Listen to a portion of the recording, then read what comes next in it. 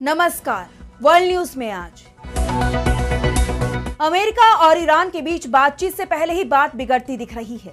अमेरिकी राष्ट्रपति Donald Trump ने कहा है कि समझौते की उम्मीद बेहद कम दिख रही है।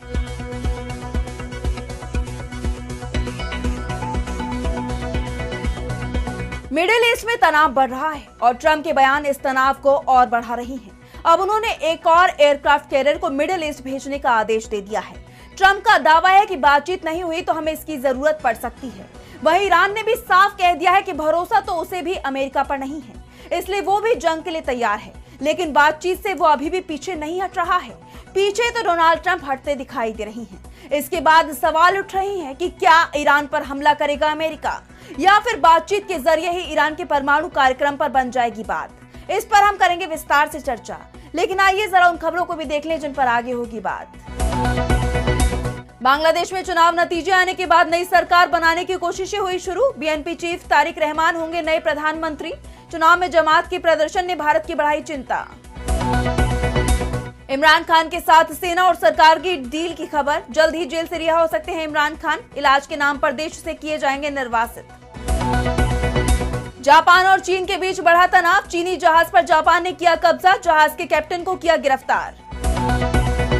और चलते चलते में देखेंगे अलास्का में हुई इंसानी सभ्यता से जुड़ी चौंकाने वाली खोज। बर्फ की मोटी चादर के नीचे मिला हजारों साल पुराना राज। इन सभी खबरों पर हम विस्तार से करेंगे बात, लेकिन पहले एक नजर हेडलाइंस पर। जेफरी एप्स्टीन का पोस्टमार्टम करने वाले डॉक्टर मिशेल बार्डेन ने किया बड़ा खुलासा। कहा जेफरी के गले पर मिले निशान उनकी जान लेने की दे रहे थे गवाही।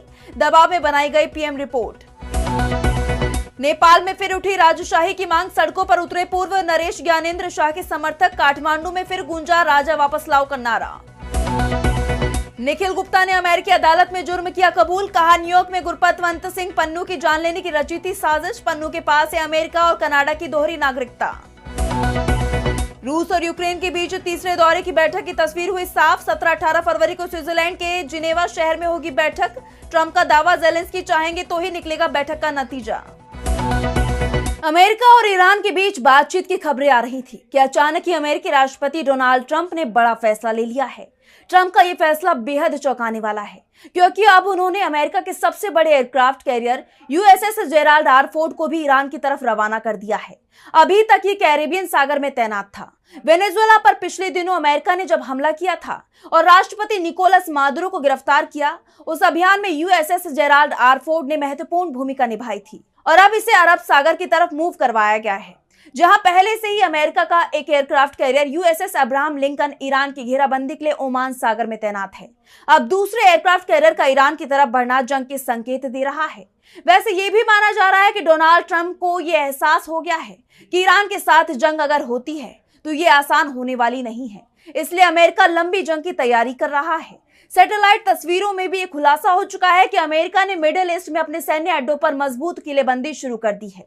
लगातार हथियारों की आपूर्ति की जा रही है। जंग के बढ़ते खतरों के बीच ट्रंप ने भी जो संकेत दिए हैं वो अब बातचीत की तरफ नहीं, जंग की तरफ जाते दिखाई दे रही हैं। ट्रंप ने कहा है कि हमारे सामने ऐसी स्थिति खड़ी हो चुकी है कि हमें ईरान की तरफ अपना बड़ा विमान वाहक पोत भेजना पड़ा है। अब मैं सिर्फ ये देखना चाहता हूं कि क्या सच में कोई समझौता हो पाएगा या नहीं। फिलहाल मुझे किसी भी तरह का समझौता होना मुश्किल लग रहा है। पिछली बार समझौता हो गया था, अगर इस बार समझौता नहीं हुआ तो इन विमान वाहक पोतों की हमें जरूरत पड़ सकती है। इस वक्त ईरान में सत्ता बदलने से बेहतर कुछ नहीं हो सकता। पिछले 47 सालों से ईरान केवल बातचीत को टालने का काम कर रहा है और इस वजह से कई लोग अपनी जान गंवा चुके हैं। ट्रंप के बयान के बाद सवाल उठ रही हैं कि क्या ट्रंप ईरान पर हमले का फैसला कर चुके हैं, लेकिन अमेरिकी खुफिया एजेंसियां ही दावा कर रही हैं कि ईरान के साथ अगर जंग होती है तो अमेरिका बुरी तरह से उलझ सकता है। जंग के बाद भी ईरान में सत्ता परिवर्तन की कोई संभावना नहीं है। उल्टा ईरान इस बार जंग के लिए पूरी तरह से तैयार है और जैसे ही जंग शुरू होगी ईरान की तरफ से अमेरिकी सैन्य बेसों पर जोरदार हमला किया जाएगा, जिससे हजारों की संख्या में अमेरिकी सैनिकों की जान संकट में फंस जाएगी। इसी के चलते ये माना जा रहा है कि ट्रंप ईरान पर परमाणु समझौते के लिए दबाव बना रही हैं और यही कारण है कि 11 फरवरी को जब इजराइल के प्रधानमंत्री बिन्यामिन नेतन्याहू ने व्हाइट हाउस में ट्रंप से मुलाकात की तो इसके बाद ट्रंप का बयान सामने आया था, जिसमें उन्होंने कहा था कि ईरान पर हम कोई फैसला नहीं कर पाए हैं, जबकि नेतन्याहू की कोशिश थी कि अब इंतजार ना किया जाए और ईरान पर हमला कर देना चाहिए, लेकिन ट्रंप बातचीत के जरिए मुद्दे का हल निकालने की बात कहते रहे। लेकिन अब USS Gerald R Ford middle east की तरफ भेजकर संकेत दिया है कि बातचीत से बात नहीं बनी तो जंग भी हो सकती है। और अब आगे बढ़ते हैं, बात करेंगे बांग्लादेश की। मोहम्मद यूनुस बांग्लादेश से आउट हो गए हैं, उनके हाथ से अब सत्ता जा रही है। यूनुस ने अपने करीब 1.5 साल के कार्यकाल में जमात इस्लामी को मजबूत करने की कोशिश की थी। कोशिश ये थी कि किसी तरह से जमात को सत्ता में लाया जाए, जिससे मोहम्मद यूनुस खुद सत्ता के केंद्र में बने रहें। लेकिन चुनाव में तारिक रहमान के नेतृत्व वाली बांग्लादेश नेशनलिस्ट पार्टी यानी बीएनपी जीत गई। 2/3 से ज्यादा सीटें बीएनपी गठबंधन के हिस्से में आई हैं। वैसे बीएनपी की जीत से भारत को किसी तरह की राहत मिलती नहीं दिख रही है। बीएनपी ने चुनाव में जीत मिलने के बाद भारत पर सख्त टिप्पणी की है। पार्टी की स्टैंडिंग कमेटी के सदस्य सलाहुद्दीन अहमद ने कहा कि उनकी पार्टी औपचारिक रूप से भारत से हसीना को ट्रायल के लिए बांग्लादेश प्रत्यर्पित करने की मांग करेगी। हमारी कोशिश रहेगी कि हसीना को बांग्लादेश लाकर कानून के तहत मुकदमे का सामना कराया जाए। भारत से इस मामले में सहयोग की उम्मीद है। एक तरफ बीएनपी ने शेख हसीना के प्रत्यर्पण की मांग की है, तो वहीं दूसरी तरफ शेख हसीना नई सरकार को चिढ़ाती दिखाई दे रही हैं। उन्होंने बांग्लादेश में हुए चुनाव को दिखावा करार दिया है। ऐसे में सवाल उठ रहे हैं कि क्या मोदी सरकार शेख हसीना के प्रत्यर्पण के लिए तैयार होगी। वैसे भारत के लिए दूसरी चिंता की बात जमात इस्लामी की मजबूती दिखाई दे रही है। वैसे तो जमात सत्ता की दौड़ में पिछड़ गई है, लेकिन फिर भी उसे 68 सीटों पर जीत मिली है, जिसमें से 51 सीटें भारतीय सीमा से जुड़े जिलों की मिली हैं। जमात का भारत से जुड़ी सीमा पर मजबूत होना चिंता बढ़ाने वाली खबर माना जा रहा है।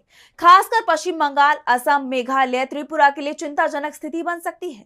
सबसे गंभीर तस्वीर पश्चिम बंगाल के करीब वाले बांग्लादेशी जिलों सतखीरा, झेनेदा, जेशोर, चेपनबाबगंज, कुरीग्राम, गैबांधा, कुश्तिया और राजशाही में दिखाई दे रही है, जहां भारत विरोधी भावनाएं उफान मार रही हैं और यहां के अधिकांश सीटों पर जमात को जीत मिली है। इन जिलों की सीमा पश्चिम बंगाल के मुर्शिदाबाद, मालदा, उत्तर 24 परगना, सिलीगुड़ी और कोच बिहार से लगती हैं। अब ऐसे में भारत की सबसे ज्यादा नजरें बांग्लादेश की नई सरकार पर हैं। 16 या 17 फरवरी को तारिक रहमान बांग्लादेश के नए प्रधानमंत्री के रूप में शपथ ले सकते हैं। बांग्लादेश में प्रधानमंत्री का शपथ शाम के वक्त होता है।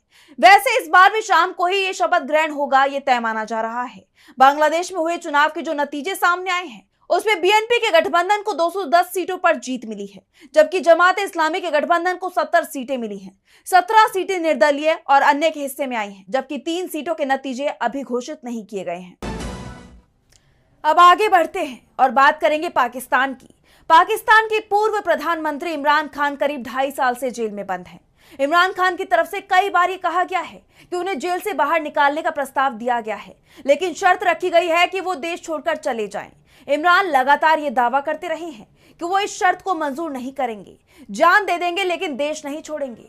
लेकिन 922 दिनों से जेल में बंद रहने और लंबे समय से अपने लोगों से नहीं मिल पाने के चलते अब इमरान टूटते दिखाई दे रहे हैं, क्योंकि पाकिस्तान से खबर आ रही है कि इमरान खान और सेना के बीच समझौता हो गया है और जल्द ही इमरान जेल से बाहर होंगे। लेकिन उनका ठिकाना इस्लामाबाद नहीं होगा बल्कि लंदन बनेगा। इमरान खान को इलाज के नाम पर विदेश भेजने की तैयारी कर ली गई है। ये बात तो आप सभी जानते हैं कि इमरान खान की एक आंख की 85% रोशनी चली गई है। उन्हें अब आंखों के बेहतर इलाज की जरूरत है और इसी को लेकर सेना और इमरान के बीच डील की खबरें सामने आ रही हैं। पाकिस्तान की शहबाज शरीफ सरकार में parliamentary affairs minister doctor Tariq Fazal Chaudhry का बयान भी संकेत दे रहा है कि इमरान जल्द ही जेल से रिहा हो जाएंगे। उन्होंने कहा है कि हम इमरान खान की सेहत को लेकर फिक्रमंद हैं। सरकार उनके इलाज में कोई भी लापरवाही नहीं करेगी। ये पूरी तरह से मेडिकल मामला है। वो जहां भी चेकअप के लिए जाना चाहेंगे, सरकार उन्हें वहां लेकर जाएगी। अगर वो अल शिफा आई ट्रस्ट जाना चाहेंगे तो उन्हें वहां ले जाया जाएगा। चीफ जस्टिस किसी डॉक्टर की सलाह देते हैं तो उन्हें वहां ले जाया जाएगा। अगर जरूरत पड़ी तो सरकार उसके आगे भी जाने को तैयार है। हालांकि चौधरी ने इमरान को विदेश भेजने की बात सीधे सीधे नहीं कही है, लेकिन उनका ये कहना है कि इमरान जहां चाहे वहां जा सकते हैं। उसके बाद से ही चर्चाएं शुरू हो गई हैं कि इमरान खान को लंदन ले जाया जा सकता है। वैसे पाकिस्तान का ये इतिहास रहा है, इलाज के नाम पर दिग्गज नेता को विदेश भेजा जाता है और जब तक हालात उसके अनुकूल नहीं हो जाएं, तब तक उसकी वापसी नहीं होती। ऐसा पहले कई बार हो चुका है। पाकिस्तान के पूर्व सैन्य तानाशाह परवेज मुशर्रफ पर जब कानूनी शिकंजा कसा तो वो 2016 में देश छोड़कर चले गए। तब कहा गया था कि सेना के दबाव में सरकार ने मुशर्रफ को देश छोड़ने का रास्ता दिया था, नहीं तो मुशर्रफ को फांसी की सजा तय थी। बाद में 7 साल के निर्वासन के बाद मुशर्रफ ने फरवरी 2023 में यूएई में अंतिम सांस ली। इसी तरह से पाकिस्तान के पूर्व प्रधानमंत्री नवाज शरीफ को 2 बार निर्वासित जीवन बिताना पड़ा। पहली बार जब 1999 में उस वक्त के army chief general Parvez Musharraf ने शरीफ सरकार का तख्ता पलट किया, उन्हें गिरफ्तार कर जेल में डाल दिया, कोर्ट से उम्र कैद की सजा भी दिला दी। तब सऊदी अरब की मध्यस्थता से मुशर्रफ सरकार ने उन्हें सऊदी अरब जाने की इजाजत दी थी। बाद में खबर आई कि शरीफ को 10 साल के लिए निर्वासित किया गया है, लेकिन सऊदी अरब के दबाव में ही शरीफ की 2007 में पाकिस्तान में वापसी हो गई थी। दूसरी बार जब इमरान खान की सरकार बनने पर शरीफ को 2019 में जेल में डाल दिया गया। तब भी सऊदी अरब के दबाव में इलाज के नाम पर नवाज शरीफ को 4 सप्ताह के लिए लंदन जाने की इजाजत दी गई, ये जानते हुए कि शरीफ वापस नहीं आएंगे। बाद में ये 4 सप्ताह 4 साल में बदल गए। नवाज तभी पाकिस्तान लौटे जब उनके भाई शहबाज शरीफ पाकिस्तान के प्रधानमंत्री बन गए, और अब इमरान खान को लंदन भेजने की तैयारी सेना और सरकार की तरफ से की जा रही है। और अब बात करेंगे चीन और जापान में चल रहे टकराव की। जापान और चीन के बीच तनाव बढ़ता जा रहा है। दोनों देशों के बीच की खाई गहरी होती दिखाई दे रही है। अब जापान भी चीन के खिलाफ एक्शन के मूड में है। जापानी अधिकारियों ने अपने एक्सक्लूसिव इकोनॉमिक जोन में अवैध रूप से दाखिल हुए एक चीनी मछली पकड़ने वाले जहाज को जब्त कर लिया है। जापान की मत्स्य एजेंसी के मुताबिक यह घटना नागासाकी के दक्षिण पश्चिमी तट से लगभग 170 किलोमीटर दूर हुई। एजेंसी के गश्ती जहाज हाकुओ मारू ने एक चीनी जहाज को संदिग्ध हालत में देखा और उसे रुकने का आदेश दिया, लेकिन चीनी कैप्टन ने आदेश को अनसुना कर जहाज को भगाने की कोशिश की। इसके बाद जापानी अधिकारियों ने पीछा करके जहाज को पकड़ा और चीनी कैप्टन को गिरफ्तार कर लिया। जहाज पर कुल 11 क्रू मेंबर सवार थे।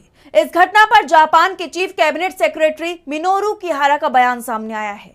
उन्होंने कड़ा रुख अपनाते हुए कहा है कि विदेशी जहाजों के जरिए अवैध मछली पकड़ने की गतिविधियों को रोकने के लिए हम अपनी प्रवर्तन गतिविधियों में निरंतर और दृढ़ कार्रवाई जारी रखेंगे। यानी जापान ने चीन को सीधी चुनौती दे दी है। 2022 के बाद ये पहली बार है जब जापान ने किसी चीनी जहाज पर इस तरह की सख्त कार्रवाई की है। जापान की इस कार्रवाई से चीन में भी गुस्सा दिखाई दे रहा है। ये घटना ऐसे वक्त में हुई है जब दोनों देशों के बीच पहले से ही ताइवान के मुद्दे पर तनाव बना हुआ है। हाल ही में जापानी पीएम साने तकाईची ने कहा था कि अगर चीन ताइवान पर हमला करता है तो टोक्यो मिलिट्री दखल दे सकता है। यानी साफ कर दिया था कि चीन ताइवान पर हमला करेगा तो हम शांत नहीं बैठेंगे। और अब जापान सरकार के इस कदम ने दोनों देशों के बीच के तनाव को और बढ़ा दिया है। अब चीन इस मामले में क्या रुख अपनाता है, इस पर नजरें बनी हुई हैं। और अब चलते चलते मैं बात करेंगे अलास्का की। अलास्का की कड़कड़ाती ठंड और बर्फ की मोटी चादर के नीचे हजारों साल से कैसा राज दफन था, जिसने इंसानी सभ्यता के इतिहास की पूरी किताब ही पलट कर रख दी है। वैज्ञानिकों को अलास्का की मिडिल टनाना वैली में खुदाई के दौरान कुछ ऐसा मिला है जिसे वो मिसिंग लिंक कह रही हैं। दरअसल यहाँ जमीन की परतों के नीचे दबे मिले हैं विशालकाय मेमथ के दांतों से बने औजार और पत्थर के हथियार। चौंकाने वाली बात यह है कि औजार करीब 14,000 साल पुराने हैं। अब आप सोच रहे होंगे कि इसमें क्या बड़ी बात है। दरअसल अब तक इतिहास की किताबों में हम यही पढ़ते आए थे कि अमेरिका में सबसे पहले क्लोविस कल्चर के लोग आए थे, जिनके सबूत करीब 13,000 साल पुराने हैं। लेकिन अलास्का की इस खोज ने बता दिया है कि इंसान तो वहां उनसे भी 1000 साल पहले से रह रहे थे। आइए एक बार नजर डालते हैं कि इस खुदाई में क्या क्या मिला है। इस जगह पर एक मादा ऊनी मेमथ का पूरा दांत और पत्थर के छोटे औजार मिले हैं। वहां खाना बनाने और आग जलाने के भी सबूत मिले हैं, जिससे पता चलता है कि ये सिर्फ एक रास्ता नहीं बल्कि इंसानों की बस्ती थी। शोधकर्ताओं को हाथी के दांत से बनी एक पुरानी छड़ी मिली है, जो तकनीक के मामले में उस दौर के हिसाब से काफी एडवांस थी। पुरानी थ्योरी कहती है कि जब समुद्र जमे हुए थे तब इंसान साइबेरिया से पैदल चलकर अलास्का पहुंचे थे। अलास्का में मिले ये औजार उस थ्योरी को मजबूती देते हैं। वैज्ञानिकों का मानना है कि ये लोग बेरिंगिया इलाके के शिकारी थे, जो बाद में दक्षिण की तरफ बढ़े और उन्हीं से क्लोविस संस्कृति का जन्म हुआ। कुछ एक्सपर्ट्स का मानना है कि लोग सिर्फ जमीन से ही नहीं बल्कि समुद्र के किनारे किनारे समुद्री घास के रास्ते भी अमेरिका पहुंचे होंगे। हालांकि